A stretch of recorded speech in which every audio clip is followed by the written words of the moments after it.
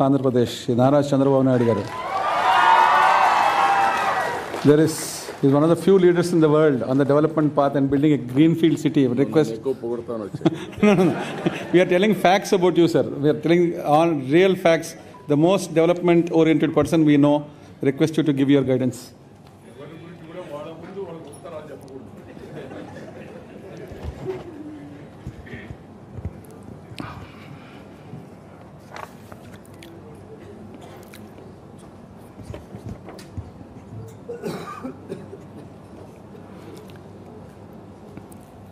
మన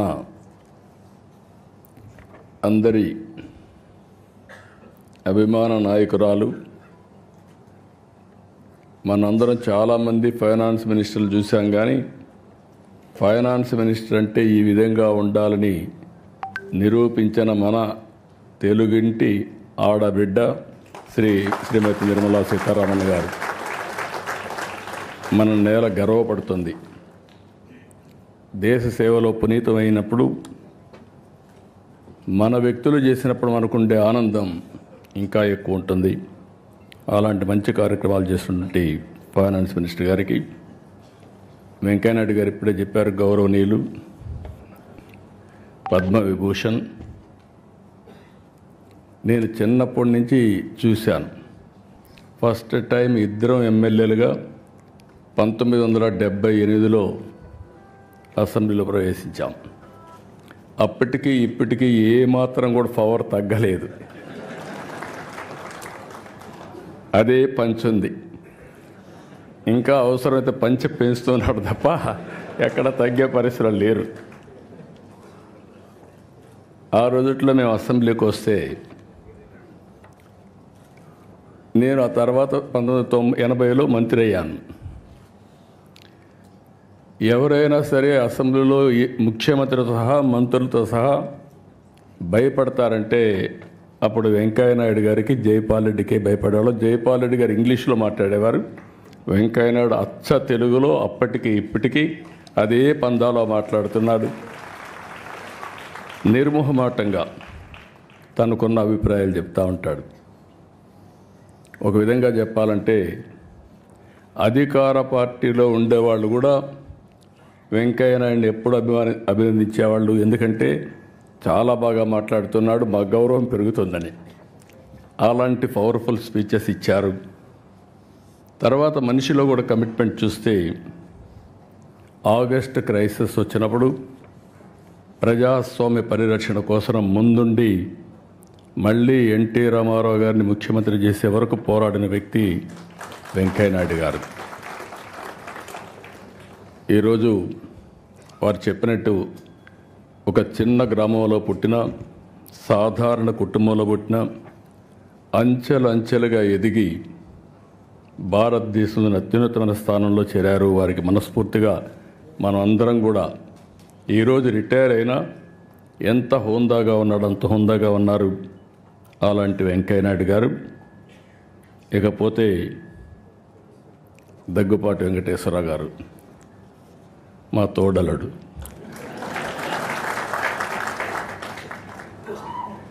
నాకంటే ముందు ఆయన అన్నీ చెప్పేశాడు,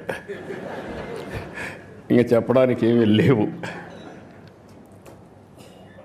ఎప్పుడు కూడా మా ఫ్యామిలీలో ఒక విశిష్టమైన వ్యక్తి.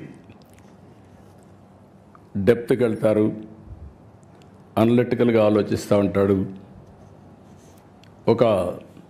ఏది కూడా నేను చూస్తూ వస్తున్నాను, ఇద్దరం కూడా ఒక స్ఫూర్తినిచ్చినటువంటి ఎన్టీ రామారావు గారి దగ్గర నేర్చుకున్నాం. తెల్లవారితో నిద్ర లేస్తే ఆయన దగ్గరికి వెళ్ళేవాళ్ళం, ఆయన అప్పచెప్పిన బాధ్యతలు చేశాం. అవన్నీ తలుచుకున్నప్పుడు నేను అనుకున్నాను, వెంకటేశ్వరరావు గారి ఇంటి పుస్తకాలు రాయడం వెంటనే. కలిసి ఉన్నాం 40 ఏళ్ళు, ఫ్యామిలీ మెంబర్స్. కానీ ఆయనలో ఇంత డెప్త్ ఉంది, ఒక పుస్తకం రాస్తాడని నేను ఎప్పుడు ఊహించలేదు. ఆయన చెప్పినప్పుడు నేను అడిగాను, మీరే రాశారా అని అడిగాను. ఎవరికైనా డౌట్లు ఉంటాయి, కానీ ఆయన రైటర్ కాదు, ఇప్పుడు కూడా కాదు, కానీ రైటర్ కానటువంటి రైటర్ ఈయన. రచయిత కానటువంటి రచయిత. ఈరోజు ఏదైతే అటెంప్ట్ చేశారో అది కూడా చూస్తే ఎవరు చేయనటువంటి పుస్తకం కోసం చేశారు. ఆ విషయాలు కూడా మనం ఒకసారి మాట్లాడుకుంటాం. అదే సమయంలో దగ్గుపాటి పురంధేశ్వర్ గారు, ఇటీవల ఎన్నికలు నేను చూశాను వారిని. వారు చూపించిన చొరవ కానీ, వారు నడిపించిన విధానం కానీ, దానివల్ల మళ్ళీ రాష్ట్ర ప్రజలకు ఒక మంచి జరగడానికి ఉపయోగపడింది. వారిని కూడా మనస్ఫూర్తిగా అభినందిస్తున్నా. ఒక చారిత్రక అవసరం మొన్న ఎన్నికలు. అందరూ ఆవేదన పడ్డాం. గీతం లాంటి వన్ ఆఫ్ ది బెస్ట్ ఇన్స్టిట్యూట్ని ఏం చేశారో మీరు చూశారు. ఇలాంటి ఇన్స్టిట్యూట్స్ రావాలని కోరుకునే సమయంలో ఇక్కడ డెమాలిషన్ చేసే పరిస్థితికి వచ్చారంటే చాలా బాధేస్తుంది. అలాంటివన్నీ మనం చూసాం. అయినా కూడా ఈరోజు ఇక్కడనే భరత్ కూడా ఉన్నాడు. కానీ ఆయన కష్టం ఇంకా లేదు దీంట్లో, ఇప్పుడిప్పుడే ప్రారంభం అయ్యింది. కానీ మూర్తి గారిని చూశాను. ఆయన ఒక చరిత్ర సృష్టించాడు. భావి తరాలకి ఓసారి ఒక్కొక్క చరిత్ర. ఆయన కూడా చూసి నేను అడిగాను ఒకరోజు, మీరెందుకు గీతం ఇన్స్టిట్యూట్ పెట్టారని అడిగాను. ప్రతి ఒక్కరి జీవితంలో, ఎందుకంటే ఈరోజు వెంకటేశ్వరరావు గారు రాసిన పుస్తకం ప్రపంచ చరిత్ర. ప్రపంచ చరిత్ర కూడా ఇప్పుడే వెంకయ్యనాయుడు గారు మాట్లాడినట్టు మనుషుల్లో ఆ సమయంలో కలిగే ఆవేశాలు కానీ, ఆ సమయంలో కలిగే ఒక ఎమోషన్స్ కానీ డిస్టర్బ్ అయినప్పుడు జరుగుతూ ఉంటాయి. ఈరోజు ఇక్కడ కూర్చున్నటువంటి గీతం యూనివర్సిటీ చూస్తే మూర్తి గారి రెండో అబ్బాయికి సీట్ ఇవ్వలేదు. ఏదైతే విజయవాడలో ఉన్నటువంటి సిద్ధార్థ ఇవ్వకపోతే, నేను అడిగితే సీట్ ఇవ్వలేదు, నీకంటే పెద్ద ఇన్స్టిట్యూట్ పెడతా, గొప్ప ఇన్స్టిట్యూట్ పెడతా అని గీతం స్టార్ట్ చేసిన వ్యక్తి మూర్తి గారు. ఇది నమ్మడానికి శక్యం కాదు, కానీ ఇది వాస్తవం.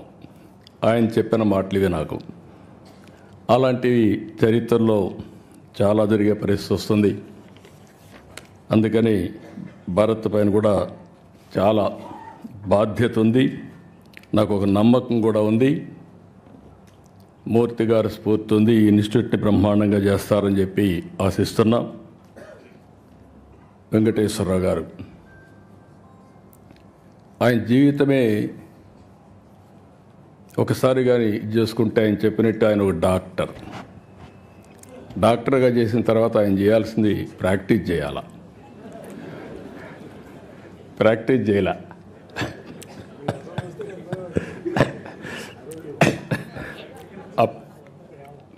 మంత్రిగా ఉండి డాక్టర్గా ప్రాక్టీస్ చేశాడు, అది వేరే విషయం. ఆయనకు మెడికల్ అండ్ హెల్త్ మినిస్టర్ ఇస్తే ఈయన ప్రాక్టీస్ చేశాడు.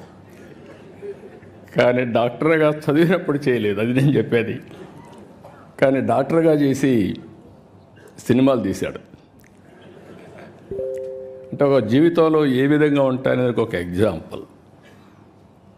5 సార్లు అసెంబ్లీలో మినిస్టర్గా, ఎమ్మెల్యేగా ఉండి, మంత్రిగా ఉండి, ఒకసారి లోకసభ, ఒకసారి రాజ్యసభలో మెంబర్గా ఉండి, ఇలాంటి ఆలోచనలు చేసేవాళ్ళం.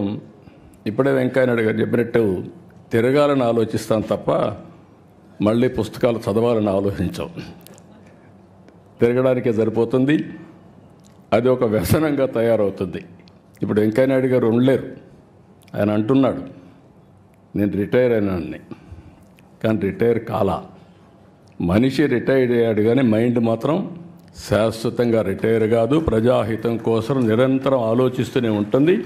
సమాజం కోసం పనిచేసే పరిస్థితికి వస్తారు. అదే సమయంలో వెంకటేశ్వరరావు గారిని చూసినప్పుడు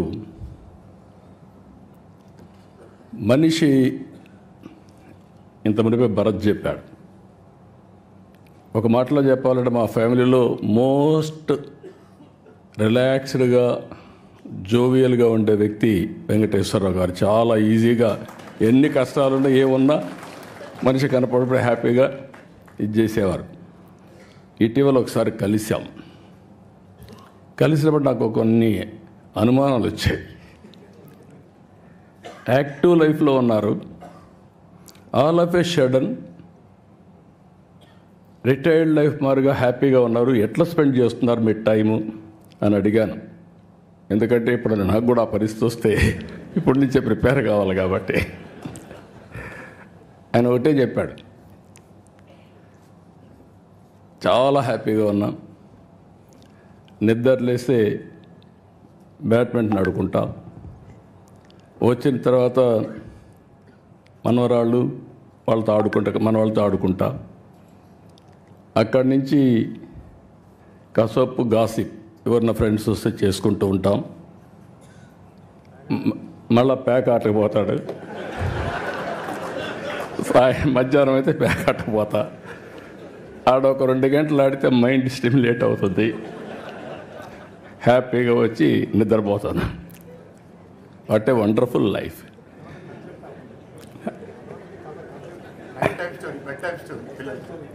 పిల్లలకి అది కూడా చెప్పాడు, నేను మర్చిపోయాను. పిల్లలకి రాత్రిలో ఒక స్టోరీ చెప్పి ఏం హ్యాపీగా నిద్రపోతాడు. అదే మరి ఫ్రెండ్స్తో కలిసి విదేశాల్లో తిరగడం ప్రారంభించాడు. పోయినప్పుడు అక్కడ కూడా ఈ అధ్యయనం చేయడం ఇవన్నీ చేశారు. కానీ ఇన్ని పనులుండి ఇప్పటికి మీరు ఒకసారి చూస్తే ఒక 5 పుస్తకాలు రాశాడు ఆయన. ఈ ఎక్స్పీరియన్స్ చూసినప్పుడు ఫస్ట్ది ఒక చరిత్రలో కొన్ని నిజాలు, ఫస్ట్ బుక్ రాశాడు.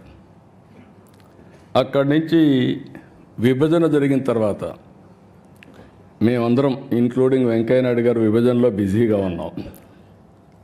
వెంకయ్యనాయుడు గారు పార్లమెంట్లో ఫైట్ చేయడం, ఆ సీన్ చూసిన తర్వాత బాధపడడం అవన్నీ జరిగాయి. అయితే వెంకటేశ్వరరావు గారు దాని మీద డెప్త్కి వెళ్ళి తెలుగువారి చరిత్ర వేర్పాటు వాదం ఎందుకు వచ్చిందని పుస్తకం రాసే పరిస్థితికి వచ్చారు. 3వ పుస్తకం అక్కడి నుంచి వదిలిపెట్టలేదు, ప్రపంచతత్వం నాయకత్వం. దీని మీద అధ్యయనం చేసి ఒక బుక్ ఒకటి రాసే పరిస్థితికి వచ్చాడు. ఇప్పుడు 4వది ఇంకొక పక్కన మీరు చూస్తే ప్రపంచ దేశాలు పాలనా వ్యవస్థలు అధ్యయనం చేసి దానిపైన ఒక పుస్తకం రాశాడు.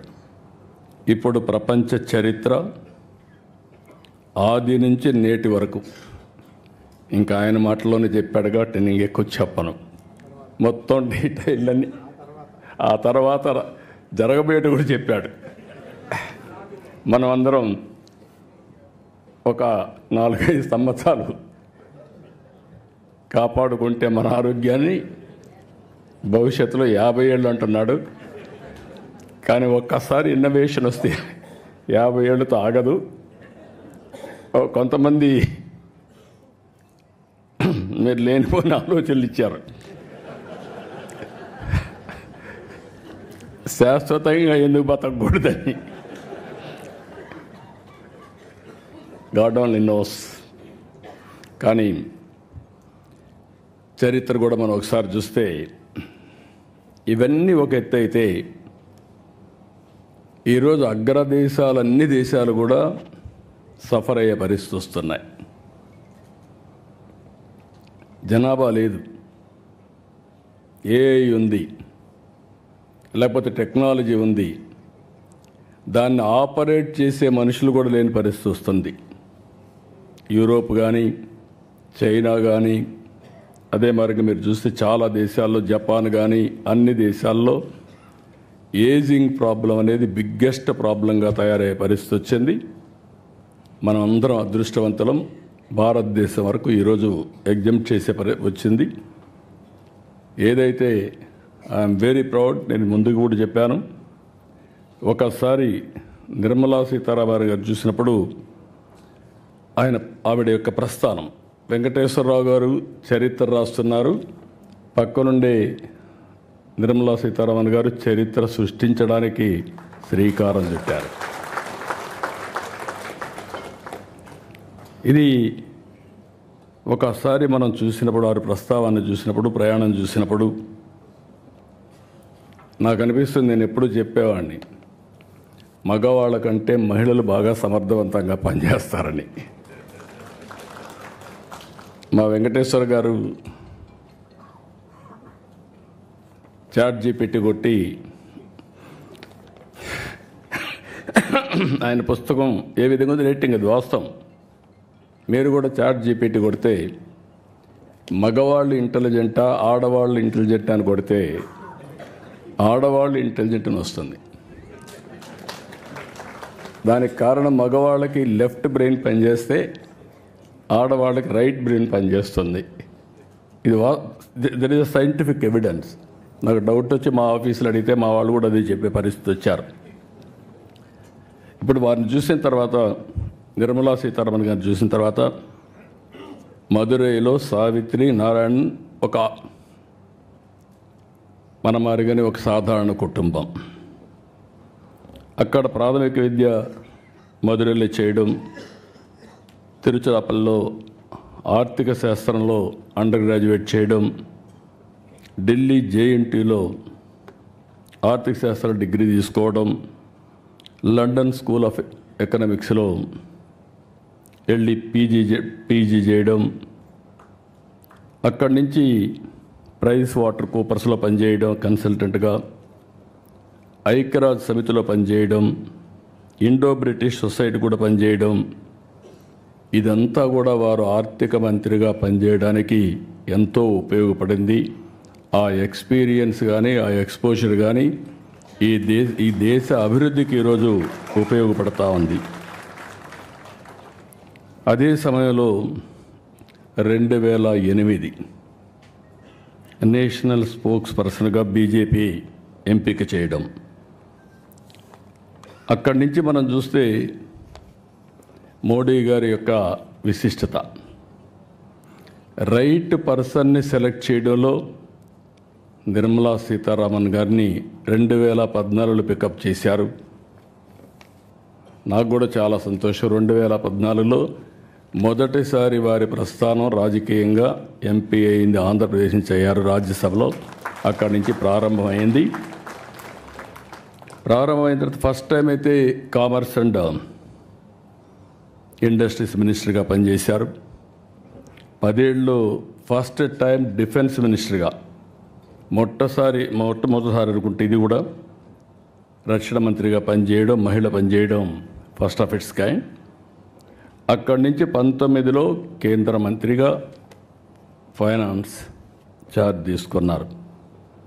అంటే 145 కోట్ల మందిని సమర్థవంతంగా నడిపించడంలో, అందరి జీవితాల్లో వెలుగు రావడంలో నరేంద్ర మోడీ గారు ఏ ఆశయాలు అయితే పెట్టుకున్నారో ఆ ఆశయాల్ని అమలు చేసే దాంట్లో ఒక డిసిప్లిన్గా ముందుకు పోతున్నారు.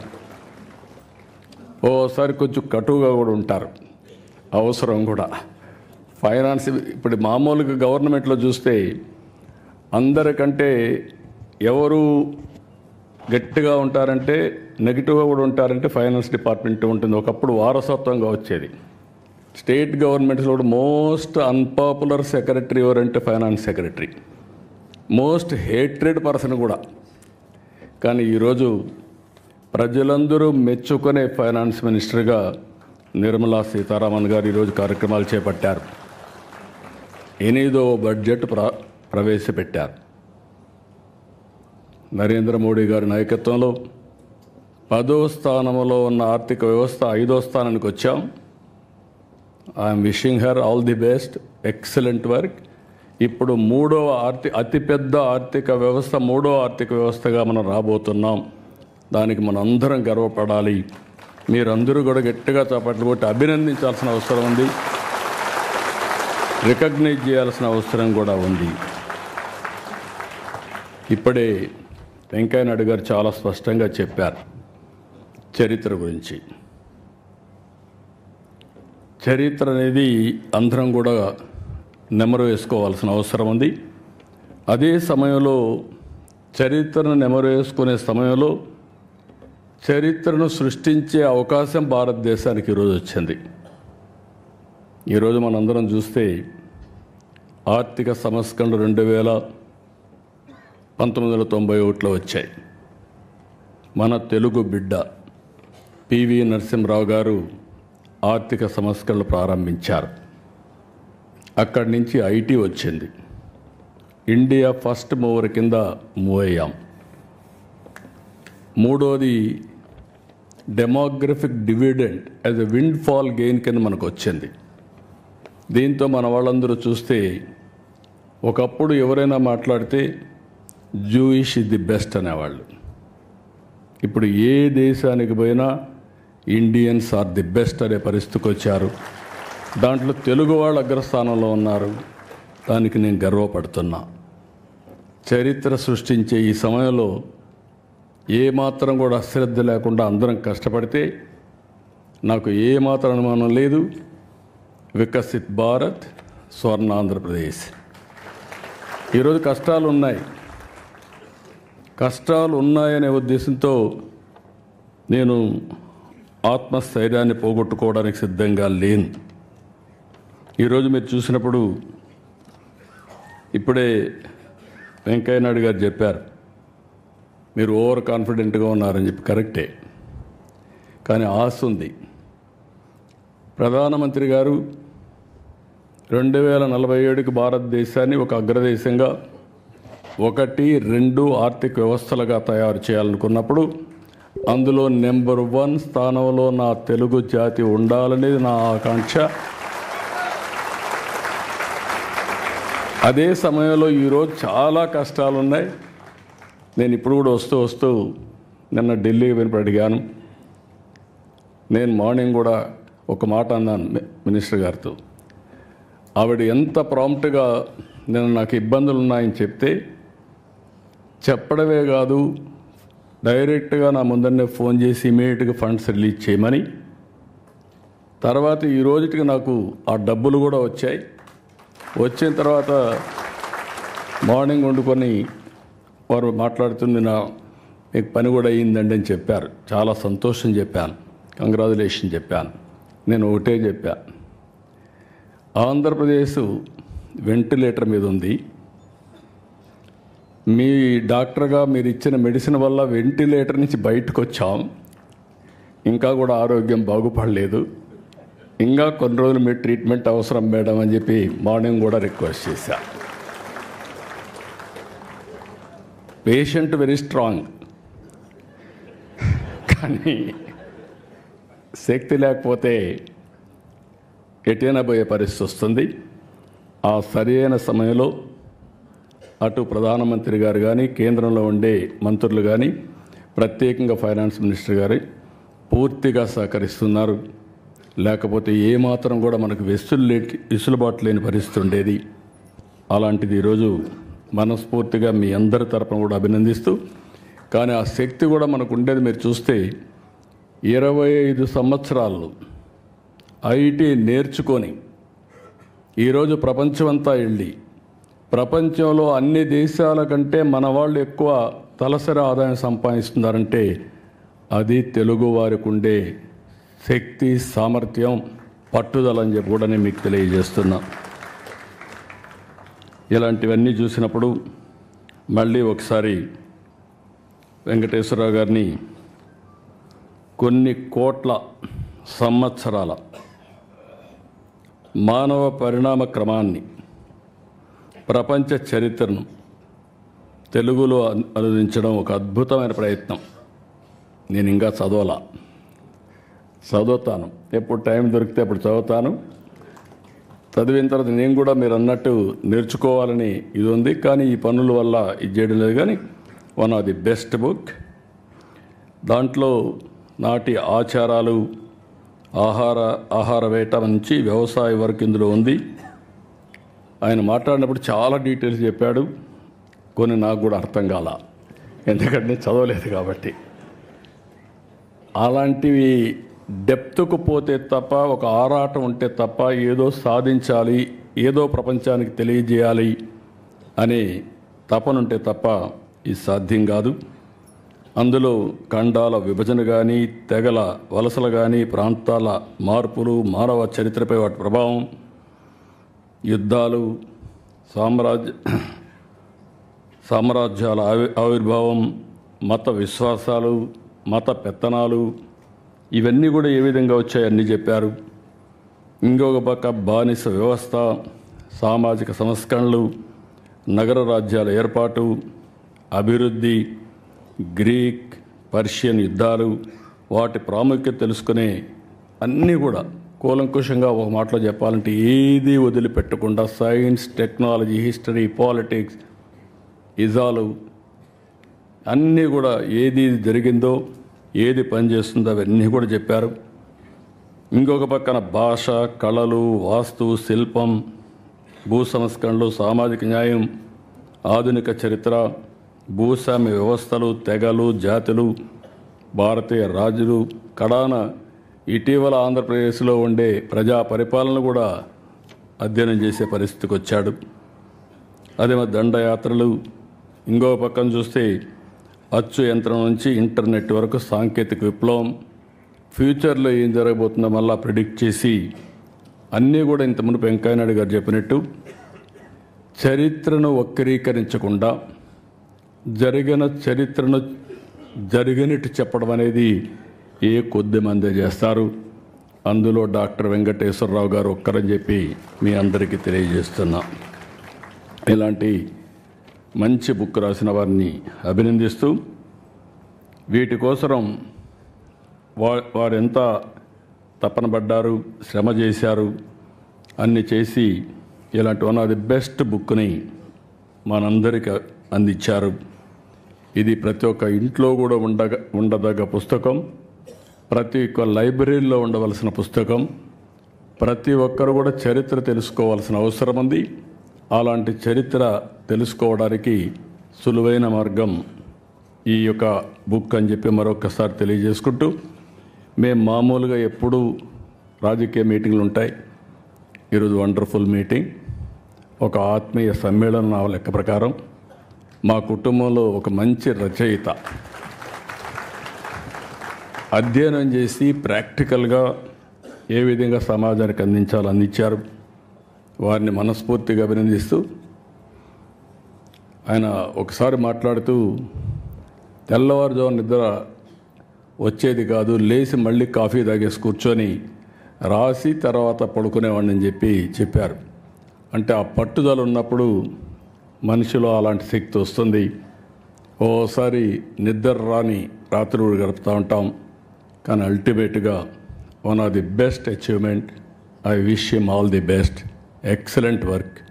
మీ అందరి తరపున మరొక్కసారి మనస్ఫూర్తిగా అభినందిస్తూ అందరికీ నమస్కారాలు. జై హింద్.